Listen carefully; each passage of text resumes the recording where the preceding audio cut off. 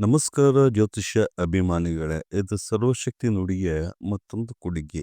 ಈ ದಿನ ನಕ್ಷತ್ರ ಗುಣಗಳನ್ನು ಹಾಗೂ ವ್ಯಕ್ತಿತ್ವವನ್ನು ತಿಳಿಸುವ ಮಾಲಿಕೆಯಲ್ಲಿ ಮೀನರಾಶಿಯಲ್ಲಿ ಬರುವ ಪೂರ್ವಭಾದ್ರ ನಕ್ಷತ್ರದ 4ನೆಯ ಪಾದ, ಉತ್ತರ ಭಾದ್ರ ನಕ್ಷತ್ರ ಹಾಗೂ ರೇವತಿ ನಕ್ಷತ್ರದಲ್ಲಿ ಜನಿಸಿರುವ ವ್ಯಕ್ತಿಗಳ ಗುಣಲಕ್ಷಣವನ್ನು ಈ ವಿಡಿಯೋದಲ್ಲಿ ತಿಳಿಸಲಾಗಿದೆ. ಪಂಚತತ್ವದಿಂದ ಆಗಿರುವ ನವಗ್ರಹಗಳು ಮತ್ತು ನಕ್ಷತ್ರಗಳು ಭೂಮಿಯ ಮೇಲೆ ಪ್ರಕಾಶ ಬೀರುವುದರಿಂದ ಆ ಸಮಯದಲ್ಲಿ ಹುಟ್ಟಿದ ಮಾನವನಿಗೆ ಸೇರಿ ಸಕಲ ಪ್ರಾಣಿಗಳು ನಕ್ಷತ್ರಗಳ ಅಧೀನವಾಗಿರುತ್ತಾರೆ. ಒಟ್ಟು 27 ನಕ್ಷತ್ರಗಳಿದ್ದು ಅದರಲ್ಲಿ ಮೀನರಾಶಿಯಲ್ಲಿ ಪೂರ್ವಭಾದ್ರ ನಕ್ಷತ್ರದ 4ನೇ ಪಾದ, ಉತ್ತರ ಭಾದ್ರ ನಕ್ಷತ್ರದ 1ರಿಂದ 4ನೇ ಪಾದ, ರೇವತಿ ನಕ್ಷತ್ರದ 1ರಿಂದ 4ನೇ ಪಾದ ಹೊಂದಿರುತ್ತದೆ. ಈ ರಾಶಿಯವರು ಕಣ್ಣಿನಲ್ಲಿ ಹೊಳಪುಗಳಿಂದ ಕೂಡಿದ ಪುಟ್ಟದಾದ ವಿಸ್ಮಯ ರಹಸ್ಯ ಆಕರ್ಷಕ ಕಣ್ಣನ್ನು ಹೊಂದಿರುತ್ತಾರೆ. ಇವರನ್ನು ಕಂಡರೆ ದ್ವೇಷ ಮಾಡುವವರು ಇಲ್ಲವೇ ಇಲ್ಲ ಎನ್ನಬಹುದು. ಏಕೆಂದರೆ ಎಲ್ಲರೊಂದಿಗೆ ಬೆರೆತು ಅವರೊಂದಿಗೆ ಇವರೂ ಕೂಡ ಒಬ್ಬರಾಗುವರು. ನೀರಿನ ಎದುರಿಗೆ ಮೀನು ಈಜುವಂತೆ ಕೈಲಾಗದು ಎಂದು ಕೂರುವ ಸ್ವಭಾವ ಇವರದಲ್ಲ. ಅದರ ವಿರುದ್ಧ ಈಜಿ ಸದಾ ಸಾಹಸಿಗಳಾಗಿರುವ ಜನಗಳು ಇವರು.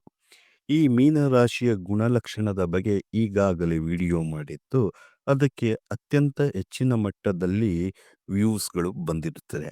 ಆದ್ದರಿಂದ ಮೀನರಾಶಿಯ ವ್ಯಕ್ತಿತ್ವವನ್ನು ಹೆಚ್ಚು ಹೇಳದೆ ಅದರಲ್ಲಿನ ನಕ್ಷತ್ರದ ವ್ಯಕ್ತಿತ್ವ ಗುಣಲಕ್ಷಣಗಳನ್ನು ಹೇಳುತ್ತೇನೆ.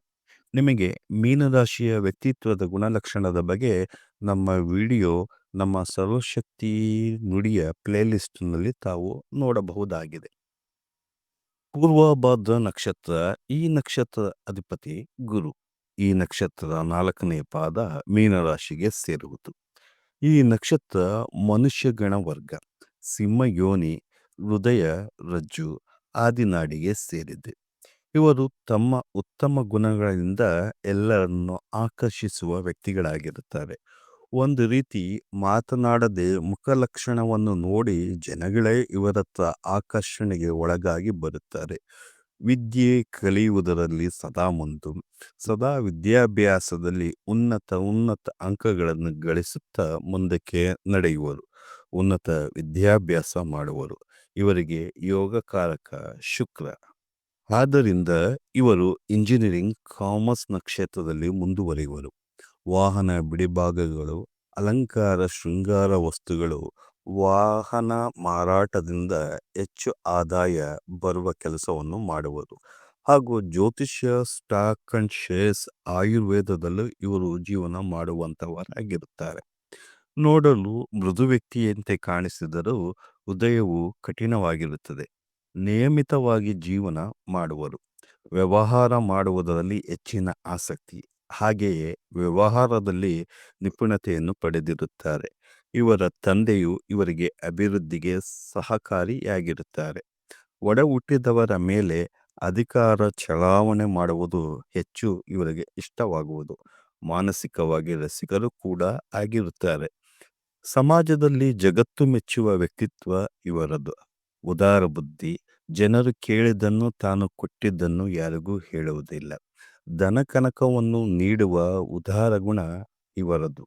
ವಾಹನಗಳು, ಆಳು ಕಾಳು, ಸುಖ ಸಂಪತ್ತು ಅನುಭವಿಸುವರು.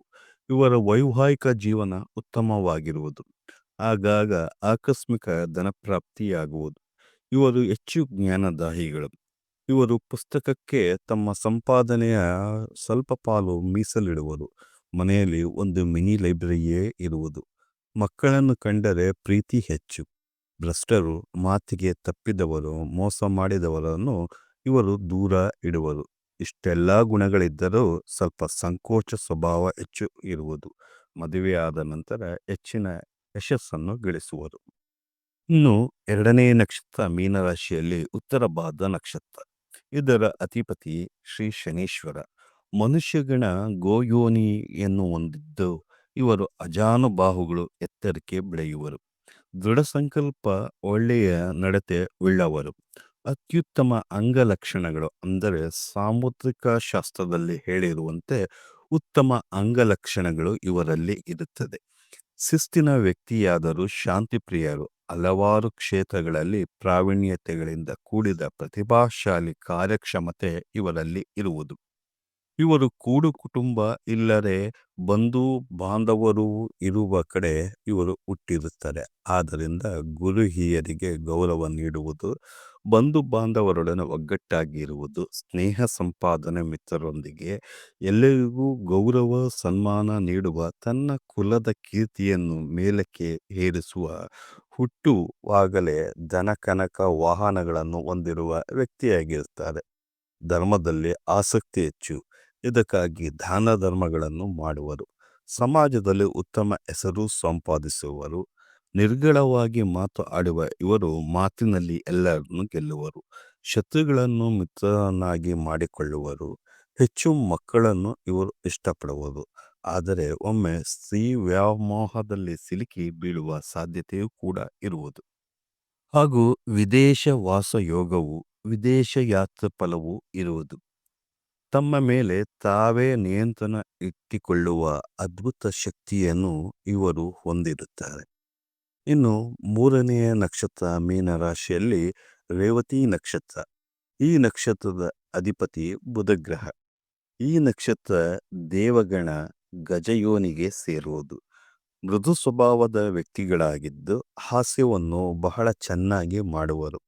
ಬುದ್ಧಿವಂತರು, ಧನವಂತರು, ಬಹಳ ಆಲೋಚನೆಯನ್ನು ಮಾಡಿ ಮಾತನಾಡುವರು.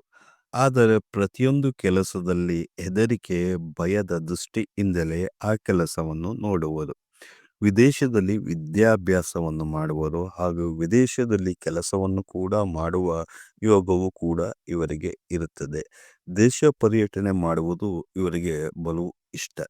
ಹುಟ್ಟಿದ ಊರಿನಿಂದ ಆಚೆ ಇವರ ಜೀವನ ಬಹಳ ಬದಲಾವಣೆಯಾಗಿ ಯಶಸ್ಸಿನ ಮೆಟ್ಟಲನ್ನು ಇವರು ಹತ್ತುವರು. ದೇವರ ಬಗ್ಗೆ ನಂಬಿಕೆ ಹೆಚ್ಚು. ಕಲೆಯಲ್ಲಿ ಆಸಕ್ತಿ, ಕೊಳಲು, ವೀಣೆ, ಭರತನಾಟ್ಯ, ನೃತ್ಯದಲ್ಲಿ ಆಸಕ್ತಿ ಇರುತ್ತದೆ. ತಮ್ಮ ಸ್ವಂತ ಮನೆಯನ್ನು ಕಟ್ಟುವ ಯೋಗ ಇವರಿಗೆ ಇರುತ್ತದೆ. ತಮ್ಮ ಸ್ವಂತ ಮನೆಯನ್ನು ತಮ್ಮ ಶಕ್ತಿ ಅನುಸಾರವಾಗಿ ಮಾಡಿಕೊಳ್ಳುವುದು. ವಿವಾಹ ಜೀವನ ಉತ್ತಮವಾಗಿರುತ್ತದೆ. ಓಡಾಟ ಹೆಚ್ಚು ಪ್ರಿಯ.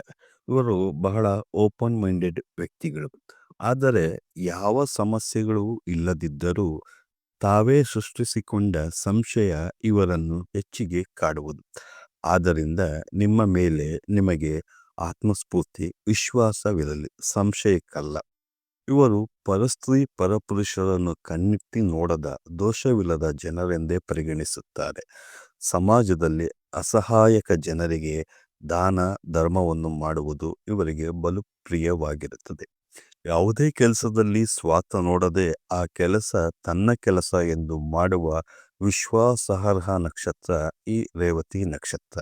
ಈ ವಿಡಿಯೋ ಇಷ್ಟವಾದಲ್ಲಿ ಲೈಕ್ ಮಾಡಿ, ಶೇರ್ ಮಾಡಿ.